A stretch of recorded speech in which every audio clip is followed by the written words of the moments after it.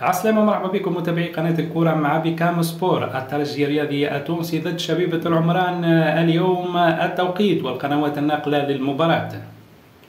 تنطلق مباراة الترجي وشبيبة العمران على الساعة 2:30 ظهرا بتوقيت تونس. ملعب حمادي العقربي برادس يحتضن المباراة، مباراة تندرج لحساب الجولة 13 باش تكون مقولة بصفة مباشرة عبر القناة الوطنية الثانية منصة الديوان سبور، كذلك باش تنقل المباراة عبر الانترنت حاط موافق للترجي في مباراته اليوم اللي تسبق ديربي العاصمة، واللي باش يكون موعد ان شاء الله نهار الاحد القادم في ملعب رادس بضيافة النادي الافريقي. ان شاء الله اليوم المباراة هذه تتعدى بدون اخطاء، وان شاء الله حكم المباراة يكون في الموعد، ونشوفوا كما قلنا كرة قدم ونشوفوا مباريات تليق باسم الفريقين.